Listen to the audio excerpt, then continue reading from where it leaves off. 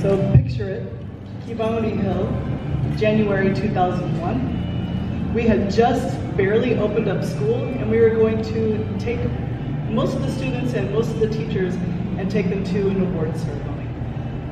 So around this area, there's about 3 high schools. They're each about an hour walk from each other, and everybody's been coming together to celebrate the people who did well on their exams. So giving awards to the students, some applause for the teachers, and awards to the schools.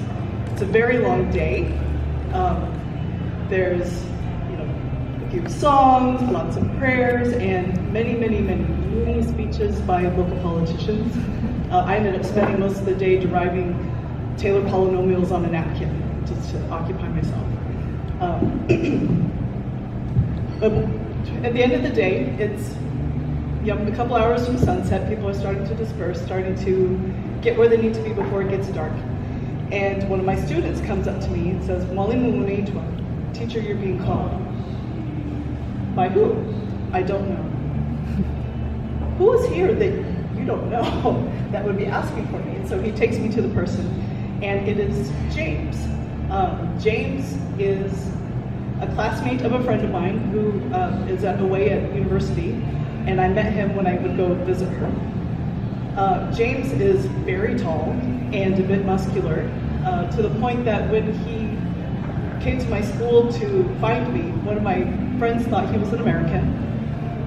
James is from the other side of the country, and so a very different tribal group, a very different language, and a rather different culture from where I was staying.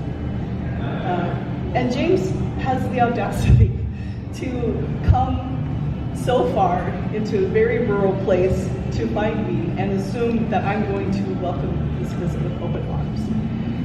It is late. The last vehicle is about to leave, and I tell him, "You have to go now. Like, you need to get back to Pachacos. There are no hotels here. You gotta go." And he's like, "Oh no, it'll be fine. It'll be fine."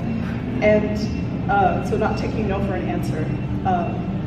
And then what am I supposed to do with this guy? Like, I have a 1-bedroom house. My mom used to call it the chicken duplex because there's a chicken coop on the other side of the wall. I can maybe put him up in the big house that's on my compound, but even like 2 of us walking into the compound together in the first place really compromises my reputation, right? And if I'm gonna compromise my reputation, I wanna have fun. So, Fem Safety 101, if you can't say no, don't be alone. And that night I was saved by the all-night corn shelling party. Uncle Ruben, who was one of my fellow teachers, has a farm, and he has a large store of dried corn that needs to be shucked and shelled.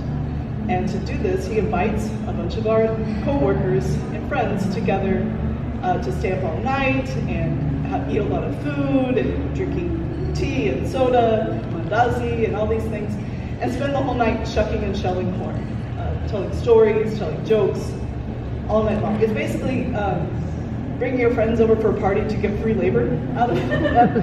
Hypothetically, you might go from farm to farm and do it all for each other, but nobody else owns a farm, it's just him. So we're all doing this for him. So I bring James to the all-night corn shelling party.